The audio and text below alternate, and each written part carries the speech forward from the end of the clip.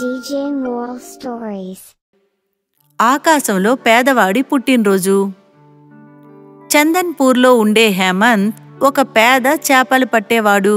అతను భార్య సురేఖ, చిన్న పిల్లోడు మోను, ఇంకా వయసైన అమ్మా నాన్న త్రివేణి, ఇంకా జగ్జీవ్తో జీవిస్తూ వచ్చాడు. చెప్పాలంటే చందన్పూర్లో చాలా చెరువులుండేవి. కాని ఒకే ఒక చెరువు అడవికి వెనకతల ఉండేది. అది గ్రామం నుంచి చాలా దూరాన్న ఉండేది. ఆ చెరువులో చాలా చేపలుండేవి. కాని ఆ చోటుకి హేమంత్ తప్ప చాలా మంది వెళ్లేవారు కాదు. హేమంత్ ఎంతో కష్టపడి ప్రతిరోజు అంత దూరం వెళ్లేవాడు, ఇంకా చేపలు పట్టేవాడు. ఎలాగో ఈరోజు నేను పెద్ద చేపలు చిన్న చేపలని చాలా చేపలు పట్టేశాను. లేదంటే ఈరోజు నా వ్యాపారమే ఏమీ లేకుండా పోయి ఉంటుంది. అదృష్టవంతంగా ఆ రోజు ఆ వ్యాపారం బాగా సాగింది. అతను ఎంతో సంతోషంతో ఇంటికి వెళ్ళాడు. అప్పుడే తన కొడుకు మోను తన దగ్గరకొచ్చి ఏం చెప్పాడంటే, నానా మీకు తెలుసు కదా, వచ్చే వారం నా పుట్టినరోజు వస్తుంది. ఈసారి నా పుట్టినరోజుని నేను బాగా సెలబ్రేట్ చేయాలి. నాకు కేకు, కొత్త డ్రెస్సు, తర్వాత రుచైన స్నాక్స్ కూడా కావాలి. ఇవన్నీ నువ్వు నాకు కొని పెడతావు కదా నాన్నా? ఖచ్చితంగా నా బంగారం, నువ్వు నా వంశానికి ఒకే ఒక వారసుడివి. దానికోసం నీ ఆశలన్నీ నెరవేరుస్తాను. ఇదిగో, మీకేవి కావాలో అవన్నీ తీసుకోండి. కానీ నాకు ఇష్టమైన బాదాం స్వీట్స్ ఖచ్చితంగా తీసుకోండి. చాలా రోజుల నుంచి అది తినాలని నాకు ఆశగా ఉంది. సరేమ్మా, నేను మీకోసం వెళ్ళి అది బాదాం స్వీట్ ఎక్కడుందో కొనుక్కొస్తాను. ఎందుకంటే ఆ కొట్టు ఎక్కడుందని నాకు తెలియదు కదా. అది నాన్నగారికి మాత్రమే తెలుసు. నేను కూడా వస్తాను బాబు. హేమంత్ సురేఖను వాళ్ళ కొడుకు పుట్టినరోజును తలుచుకొని చాలా సంతోషపడ్డారు. ఇక చూడమ్మా, ఈ సంవత్సరం మన కొడుకు పుట్టినరోజుని బాగా గ్రాండ్ గా మనం సెలబ్రేట్ చెయ్యాలి. ఎందుకంటే మనకున్నది ఒకే ఒక కొడుకే కదా. అవునండి, నిజమే. మన బంగారతను, మన మోలు. 3 రోజుల తర్వాత ఎప్పటిలాగే సూర్యుడు ఉదయించక ముందే హేమంత్ చేపలు పట్టడానికి అడవికి వెనకవైపు ఉన్న చెరువుకు వెళ్ళాడు. అప్పుడే అతను అక్కడ చాలా మంది గుంపుగా నుంచోవడం చూశాడు. ఇది అందరూ అతని రాక కోసమే ఎదురు చూస్తున్నట్టు అనిపించింది. అదిగో, మన గ్రామ పెద్దే వచ్చారు చూడండి. మన గ్రామాన్ని అంతం చేయాలి అనుకున్న తరువాత ఇంతమందిలో తన మొహాన్ని చూపించడానికి ఎలా వచ్చారో చూడండి. తనకి ఎంత ధైర్యం ఉండుండాలి. దేనికోసం ఇలా అంతా మాట్లాడుతున్నారు? అలా ఏం తప్పు చేశా నేను? అరేరేరే, నువ్వు ఊరికే నాటకం ఆడద్దయ్యా. నువ్వు ఎవరు, ఏం చేస్తావు అంతా అందరికీ ఇప్పుడు తెలిసిపోయింది. చాలా మంచోళ్ళలాగంతా నటించమాకేంటి? రాజా విక్రమ్ సింగ్ దర్బార్కి ముందు రా. నీ తప్పును నువ్వు ఒప్పుకో, అదే నీకు చాలా మంచిది. గ్రామం వాళ్ళు హేమంత్ మీద నింద మోపారు. ఇంకా గ్రామపు రాజా విక్రమ్ సింగ్ దగ్గరికి తీసుకువెళ్లారు.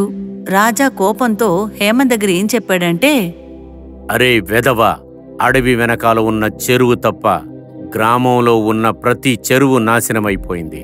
ఆ చెరువుల్లో ఉన్న చేపలు, వేరే ప్రాణులు అంతా చంపటం కోసం నువ్వే విషాన్ని కలిపావు. నీ చేపల వ్యాపారం బాగుండాలనే ఉద్దేశంతో ఇలా చెరువుల్లో విషాన్ని కలిపావు. అది తప్పు కదూ. అందులో నువ్వే కదా రోజు చేపలు పట్టుకుంటూ ఉన్నావు. నువ్వు మాత్రం ఈ గ్రామంలో సంపాదించాలని ఆశపడుతున్నావా? నీకూడా బాగా తెలుసు, గ్రామ ప్రజలు అంత దూరం నడుచుకుంటూ వెళ్లి అడవి మధ్యలో ఉన్న చెరువులో చేపలు పట్టడానికి ఇష్టపడరని తెలుసు కదా. అలాంతా కాదు రాజా, మీరేదో తప్పుగా అర్థం చేసుకున్నారు. ఇలాంటి పాపాన్ని నేను ఎందుకు చేస్తాను చెప్పండి? దయచేసి నన్ను నమ్మండి అయ్యా. గ్రామంలో ఉండే కోనేరులో నేనేం విషాన్ని కలపలేదు. దయచేసి నన్ను నమ్మండి, అర్థమవుతుందా? అలాగైతే నువ్వు ఈ పని చేయకపోతే ఏ చెరువులో వెళ్ళి నువ్వు చేపలు తీసుకొస్తావో అక్కడ మాత్రం ఎందుకు విషం కలపలేదు? అక్కడ మాత్రం ఎందుకు విషం లేదు? చెప్పు. హేమంత్ ఏమీ మాట్లాడలేకపోయాడు. ఎందుకంటే అతనికి ఏమీ అర్థం కాలేదు. అతని మీద వేసిన నిందకి ఎలా సమాధానం చెప్పుకోవాలని. అతను ఈ మౌనం వల్ల అందరూ అతనే ఈ తప్పు చేసుంటాడని అందరూ అనుకున్నారు. నీ మౌనమే నువ్వు చేసిన తప్పుని బయట పెడుతుంది. నువ్వే ఇప్పుడు ఈ తప్పంతా చేసింది.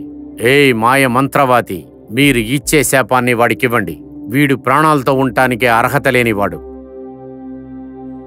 వీడు చేసిన ఈ తప్పుకి ఖచ్చితంగా శిక్ష వెయ్యాలి. కాబట్టి నేను వీడి కుటుంబానికి ఒక శాపం విధించబోతున్నాను.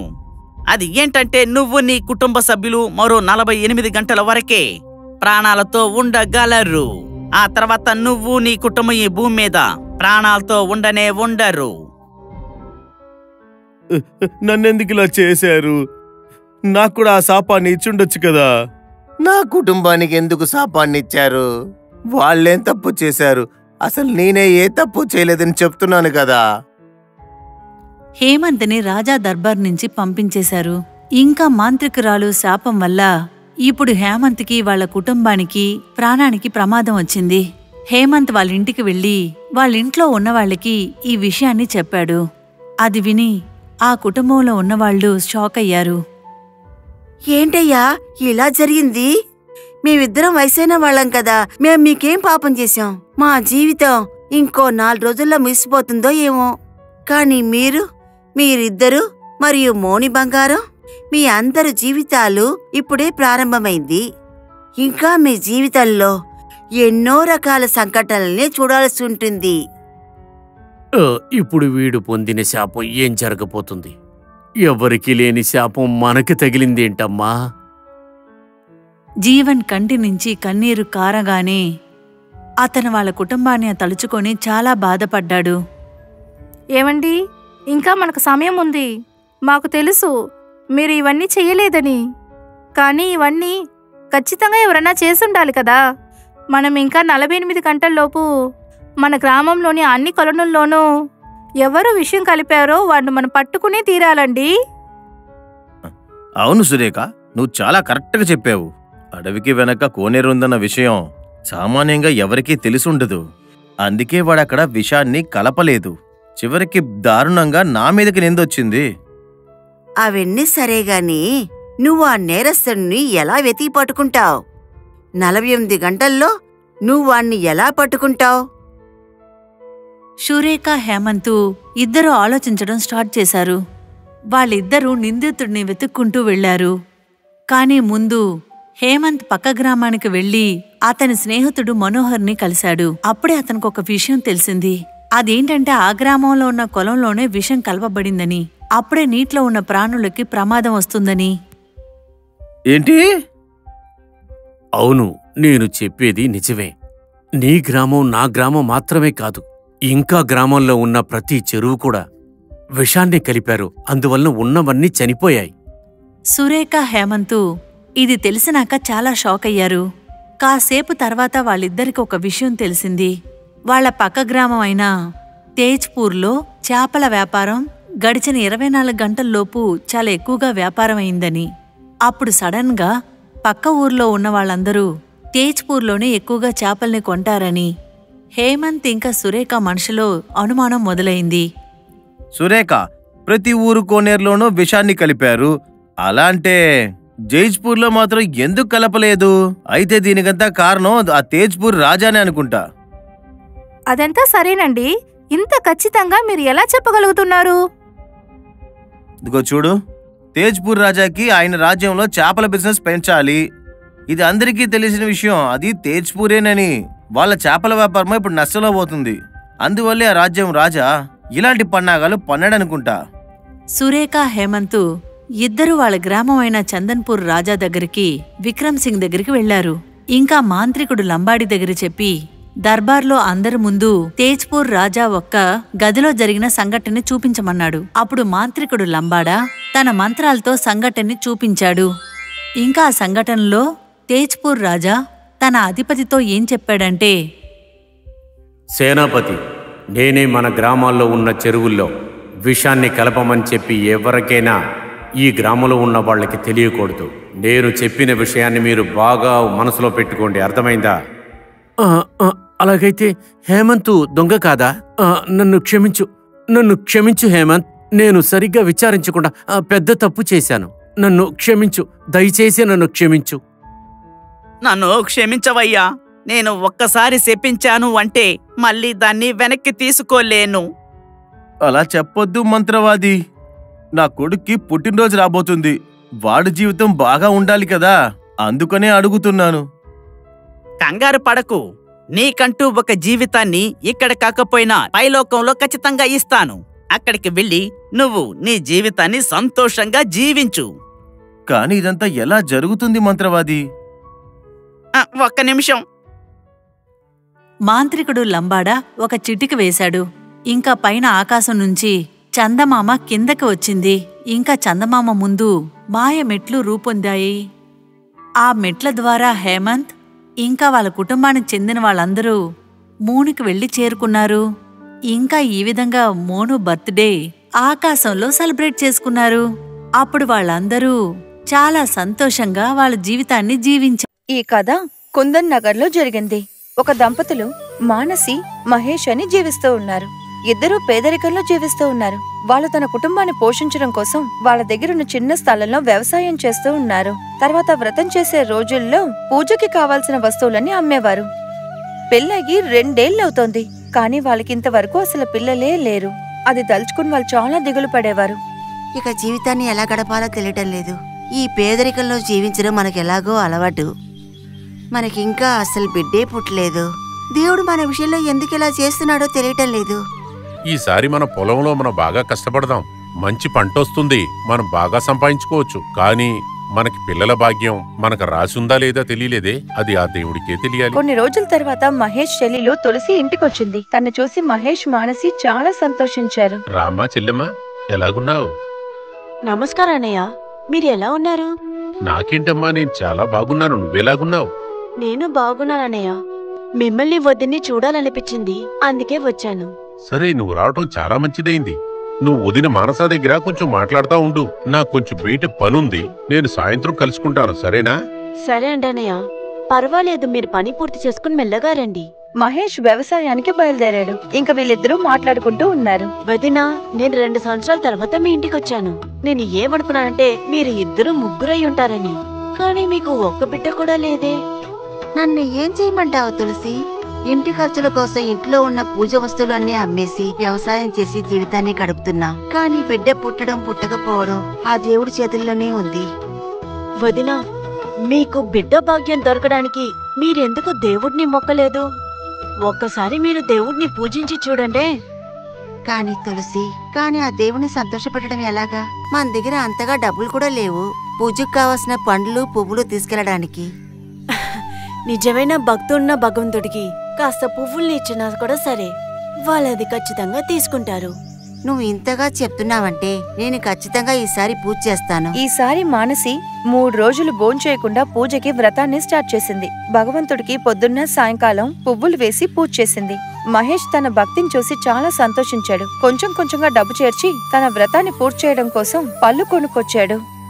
మానసి భగవంతుడికి పూజని చాలా భక్తితో భవ్యంగా చేసింది. కొన్ని రోజుల తర్వాత మానసికి సంతోషమైన సమాచారం అందింది. అది మాత్రం కాకుండా వాళ్ళ పొలంలో వ్యవసాయం చేసేటప్పుడు మహేష్ కి మట్టి కింద నుంచి 3 బంగారు నాణాలు దొరికాయి. అది చూసి వాడు చాలా సంతోషించాడు. వాడు డైరెక్ట్ గా ఇంటికి వెళ్లి ఆ బంగారు నాణాన్ని చూపించి జరిగిన విషయాన్ని చెప్పాడు. అది విన్న మానసి భగవంతుడికి కృతజ్ఞతలు చెప్పుకుంది. నీకు ధన్యవాదాలు దేవుడా. మీరు మా వృత్తిలో ఏర్పడిన సమస్యల్ని తొలగించారు. ఇప్పుడు మాకు ఒక బిడ్డని ప్రసాదించండి. మహేష్ గ్రామంలో పచారీ కొట్టు ఒకటి తెరిచారు. ఆయనకి మంచి వ్యాపారం కూడా అయ్యింది. 9 నెలల తర్వాత ఒక అబ్బాయి కూడా పుట్టాడు. వాడికి వాళ్ళు రామ్ అని పేరు పెట్టారు. మానసి, మహేష్ భగవంతుడికి భక్తులుగా మారిపోయారు. ప్రతి సంవత్సరం మానసి వ్రతం ఉండి భక్తితో భగవంతుడికి పూజ చేస్తూ ఉండింది. అలా ఎన్నో సంవత్సరాలు పారిపోయాయి. ఇంకా రామ్ తన +2 కూడా పూర్తి చేశాడు. వాడు విదేశాలకు వెళ్లి కాలేజ్ లో చదువుకోవాలనుకుంటున్నాడు. ఇక్కడ చూడు బాబు, మేము నిన్ను వదిలి ఉండలేం బాబు. నువ్వు ఫారిన్కి వెళ్ళటం అది కరెక్టా కాదా అని ఆ తీర్మానం మీ అమ్మగారే చెప్తుంది. ఇది నీ చదువు సంబంధించిన విషయం అన్నందువలన మేము ఆపలేము. ఆ దేవుడు మనకు అంత ఆదాయం ఇచ్చారు. నిన్ను పొరుగురికి పంపించి చదివించే డబ్బులు మన దగ్గర ఉన్నాయి. కానీ అక్కడికి వెళ్ళిన తర్వాత మన ఆచారాలని మర్చిపోవద్దు. ఎప్పుడూ దేవుడి నమ్మకంతో ఉండు. ఖచ్చితంగా అమ్మా, మీరు చెప్పిన అన్ని విషయాల్ని నేను చేస్తాను. వాళ్ళు రాముని విదేశాలకి కాలేజ్ లో చదవడానికి పంపించారు. వాడు కూడా అక్కడికి వెళ్లి బాగా చదువుకున్నాడు. కానీ హాస్టల్లో విదేశాల పిల్లలతో ఉండి వాడు కొంచెం కొంచెంగా భారతదేశ పద్ధతుల్ని మర్చిపోయాడు. వాడికి దేవుడి మీద ఉన్న భక్తి ఇవన్నిటినీ కొంచెం కొంచెంగా మర్చిపోయాడు. పూజ చేసే రోజు దగ్గర పడేటప్పుడు మానసి వాడికి ఫోన్ చేసింది. ఇలా చూడు రామ్, పూజకు సమయం దగ్గర పడింది. నువ్వు త్వరగా లీవ్ పెట్టి ఇంటికి రావాలి. నువ్వు ఖచ్చితంగా ఆ పూజలో కలుసుకోవాలి. ఎందుకమ్మా నేను దాంట్లో ఎందుకు వచ్చి కలుపుకోవాలి? ఎలాగా 2 నెలల తర్వాత నేను అక్కడ రాగలను కదా. లేదు బాబు, అలా చెప్పకూడదు. దేవుడికి కోపం వస్తుంది. నిన్ను రమ్మంటున్నాను, రావాలి. అప్పుడు సరే అమ్మా. రామ్కి ఇష్టం లేకపోయినా కాలేజ్కి లీవ్ పెట్టి గ్రామానికి తిరిగొచ్చేశాడు. ఇలా చూడు రామ్, రేపు పూజలో నువ్వు మాతో పాటు పాల్గొనాలి. మన దగ్గర ఇప్పుడు ఉన్నది ఆ దేవుడి కృప మాత్రమే. అమ్మా మీరు సంవత్సరంలో 3 రోజులు ఒక పొద్దుండి పూజ చేస్తున్నారు. మన దగ్గర ఉండేదంతా దేవుడిచ్చిందని మీరు అనుకుంటున్నారు. దాంట్లో ఖచ్చితంగా కూడా ఉన్నారు. అమ్మా నా దగ్గర ఒక విషయం చెప్పండి. బయట ఊర్లో ఎవరు పూజ చేసేదే లేదే, ఒక పొద్దు కూడా ఉండేది లేదు. అప్పుడు వాళ్ళ ఆశలు మాత్రం ఎలా నెరవేరుతుంది? బాబు, ఇప్పుడు నువ్వు చిన్నపిల్లాడివి. విదేశాల్లో వాళ్ళు ఎలాగైనా ఉండని, కానీ మనం ఎప్పుడూ ఆ దేవుణ్ణి నమ్మకంతో పూజిస్తూ ఉండాలి. ఆ దేవుడి మీద మనకున్న నమ్మకం, భక్తి ఎప్పటికీ తగ్గకూడదు. కానీ అమ్మా నాకు ఇది కొంచెం కూడా నచ్చుకోలేదు. ప్రపంచం అసలు ఎక్కడికో వెళ్తుంది, మీరెందుకు ఇలా ఉన్నారు? ఇంకా కూడా పూజ ఒక పొద్దున్నే చెప్తున్నారు. వాడలా చెప్పిన వెంటనే మానసి చేతులెత్తి మొక్కి దేవుని తలుచుకుంది. దేవుడా, వాడు తెలిసి తెలియక అలా మాట్లాడుతున్నాడు. వాడి కోసం నేను క్షమార్పణ అడుగుతున్నాను. అది చూసిన వెంటనే రామ్ నవ్వుతూ తన రూంలోకి వెళ్లాడు. 3వ రోజు పూజ చేస్తూ ఉండేటప్పుడు మానసికి హఠాత్తుగా కళ్ళు తిరిగి తన కింద పడిపోయింది. అమ్మా మీకు అసలు ఏమైంది? మానసికి నయం అవ్వలేదనేసరికి రామ్ అమ్మని ఎత్తుకుని డైరెక్ట్ గా హాస్పిటల్ కి తీసుకువెళ్లాడు. డాక్టర్ ఒక ఇంజెక్షన్ వేశారు. కాసేపు తర్వాత ఆవిడ కళ్ళు తెరిచింది. ఆవిడకి జ్వరం చాలా ఎక్కువగా ఉండింది. అది కొంచెం కూడా తగ్గలేదు. అది చూసి తండ్రి కొడుకులిద్దరూ చాలా బాధపడ్డారు. ఆవిడని 5 రోజులుగా చాలా డాక్టర్స్ దగ్గరికి తీసుకువెళ్లారు. కానీ ఆవిడికి ఆరోగ్యపరంగా అసలు ఏవీ నయం అవ్వలేదు. ఆవిడ మంచం మీద నుంచి అసలు లేవలేకపోయింది. నానా చాలా డాక్టర్ని చూసి మంచి ట్రీట్మెంట్ ఇచ్చి చూసేసాం, కానీ అమ్మ విషయంలో ఏ ఒక అభివృద్ధి లేదు కదా. ఇప్పుడు నేనేం చేయడం ఏం అర్థం అవ్వలేదే. ఇక్కడ చూడు రామ్, నాకేమనిపిస్తుందంటే ఇదంతా దేవుడు చేసేదే అనుకుంటున్నాను. నీకు ఒక పాఠం నేర్పించడానికే వాళ్ళు ఇలా చేస్తున్నారనుకుంటా. కానీ విషయం అలా వెళ్తుందంటే నన్ను శిక్షించేది వదిలేసి అమ్మని ఎందుకు ఇంత కష్టపడుతున్నారు? ఎందుకంటే నువ్వు మీ అమ్మ మీద ప్రాణాలే పెట్టుకున్నావని వాళ్ళకి తెలుసు. కానీ ఆ దేవుడు మీ అమ్మ మూలంగా నిన్ను శోధిస్తున్నాడు. నీకొక విషయం తెలుసా? ప్రారంభంలో చాలా సంవత్సరాలు మీ అమ్మకి పిల్లలే పుట్టలేదు. అప్పుడు మేము చాలా కష్టపడేవాళ్ళం. దాని తర్వాత మీ అమ్మ దేవుడికి వ్రతాలంతా చేసింది, ఎన్నో పూజలు చేసింది. ఆ సంవత్సరంలోనే నువ్వు మాకు పిల్లోడుగా పుట్టావు బాబు. మాకు సంతోషంతో పాటు అదృష్టం కూడా వచ్చింది. నేను మన పొలంలో దున్నుతున్నప్పుడు నాకు 3 బంగారు నాణ్యాలు దొరికాయి. దానివల్లనే మన జీవితం ఇవాళ ఎంతో గొప్పగా ఉంది బాబు. నిన్ను ఫారినికి పంపించి చదివించే అంత గొప్పగా ఉన్నాం. నా వల్ల మీకు చాలా కష్టాలు వస్తుంది. అమ్మకి ఇంత పెద్ద ఒక కష్టం వస్తుంది నేను ఎదురు చూడలేదు. మీరు బెంగపడకండి నాన్న, నేనే దేవుడికి పూజ చేసి వాళ్ళకి సంతోషం తెప్పిస్తాను. మీరు నాతో పాటు రండి. మనం ఇప్పుడే పూజకి కావాల్సిన వస్తువులు తీసుకుని మనం పూజని మొదటి పెడతాం. అలా చెప్పి రామ్ మహేష్ తో కలిసి మార్కెట్ కి వెళ్లి పూజ సామాన్లన్నీ కొనుక్కొచ్చారు. ఇంకా ఇంట్లో పూజ చేయడం స్టార్ట్ చేశారు. భగవంతుడి దగ్గర క్షమాపణ అడిగాడు. వాడు అమ్మ ఆరోగ్యాన్ని నయం చేయమని మొక్కుకున్నాడు. దేవుడా, నేను చేసిన తప్పుకు నన్ను క్షమించుకో. మా అమ్మని ఎప్పుడులాగా ఆరోగ్యంగా మార్చేయి. నన్ను కూడా ఒక వ్యక్తిగా ఒప్పుకోండి దేవుడా. మనస్ఫూర్తిగా ఆడు మొక్కుకుంటున్నప్పుడు వెనకాల మానసి గొంతు వినిపించింది. బంగారం, నేను బాగానే ఉన్నాను, నన్ను చూడు. అమ్మని చూసి రామ్ సంతోషపడి కౌగులించుకున్నాడు. ఆ రోజు నుంచి వాడు భగవంతుడికి నిజమైన భక్తుడిగా మారిపోయాడు. విదేశాలకు వెళ్లిన తర్వాత కూడా వాడు భగవంతుడికి మనస్ఫూర్తిగా పూజ చేసుకున్నాడు. ప్రతి సంవత్సరం సరిగ్గా పూజ చేసే సమయానికి ఇంటికి పూజకొచ్చేస్తాడు.